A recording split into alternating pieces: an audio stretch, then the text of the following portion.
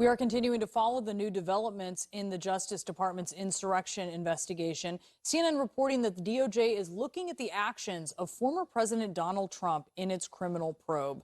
Joining us now to discuss is former House impeachment manager for the second impeachment of Donald Trump, Democratic Congressman Joe Neguse of Colorado. Sir, thank you so much for being with us.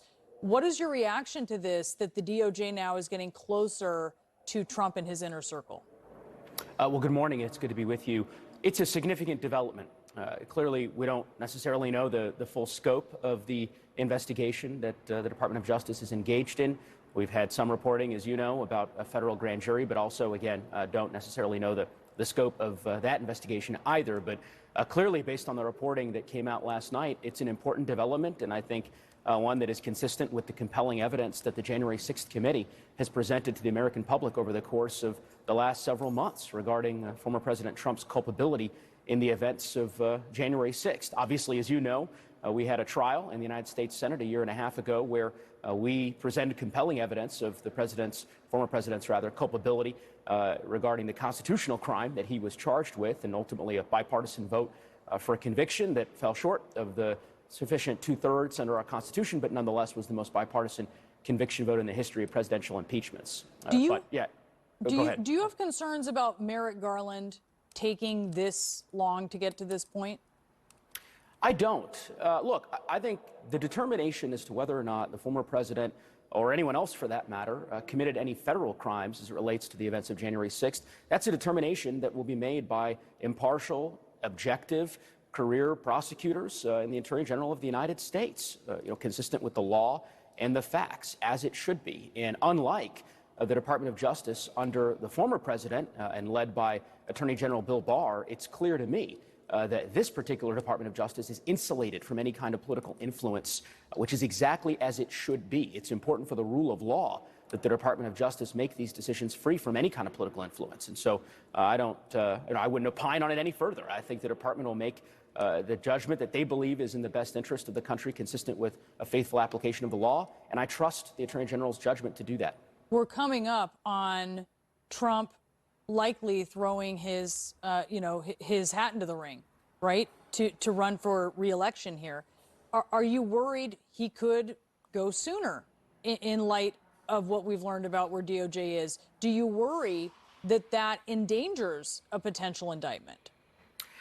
Look, I think there was a lot of reporting with respect to the memo that the Department of Justice issued earlier this year as it relates to charging decisions and potential candidacies, and obviously that underscores kind of consistent Department of Justice policy over many years. I'm not concerned. I think, again, the department is going to make decisions that they believe are in the best interest of the country, consistent with the faithful application of the law. And I don't think that political considerations should play any role in it. And, the Attorney General Garland is an ethical, decent man. No one can contest his integrity. He's a former federal judge. And I think that he'll make sure that in this instance, as in all others, that the law is faithfully applied and that it's free from any kind of political influence. The DCCC and other Democratic groups have been actually backing election deniers, so far-right candidates in GOP primaries, with the hope that it will be easier to defeat them in the general election. I spoke with Republican Adam Kinzinger yesterday about this, and here's what he said. Don't come to me after having spent money supporting an election denier in a primary and then come to me and say, where are all the good Republicans? You're worried about democracy.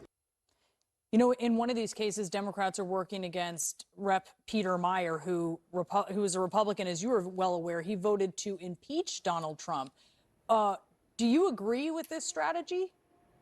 Well, first, let me say, as you know, having been one of the managers during the impeachment trial in February of 2021, I have great respect for every member that chose country over party and that ultimately followed their conscience, in my view, doing the right thing in voting for impeachment in the House and for conviction in the Senate. And that includes my colleague from Michigan that you referenced. I'm not going to comment on behalf of anybody else in the DTRIP and C and so forth. I would just simply say I think it's dangerous for any election deniers, for people who would undermine the rule of law and our democratic principles that have governed our country for the better part of the last 232 years to be elevated to the United States House of Representatives. And so I think that's probably the extent of my comments on that strategy that I'd offer. Okay, I do want to ask you, we're watching this fire burning near Yosemite out of control. You certainly are no stranger to the peril that wildfires pose in your state. Tell us about this wildfire bill of yours that you are proposing. Sure. Well, first, our hearts and our thoughts go out to all the families in Yosemite, the firefighters who are working so hard to protect those communities from the devastating flames. Wildfire has become all the more pervasive in the Rocky Mountain West and the western United States. In Colorado, we had 3 of the largest wildfires in recorded history, all happened in the last 2 years in my congressional district. And it's clear that we need a whole-of-government approach to take on the dual crises of both drought and wildfires that have become so pervasive across our country. So we're taking up a bill this week, as you referenced, the Wildfire Response and Drought Resiliency Act. It does a number of things, but it includes a provision that I'm very passionate about, which is increasing firefighter pay. Our wildland firefighters are woefully undercompensated, literally making $15 an hour in some cases across the country. I believe that they should be fairly compensated. This bill significantly increases the compensation for these brave firefighters who are risking their lives each and every day. I hope it's a bill that all of my colleagues can get behind as we consider it this week.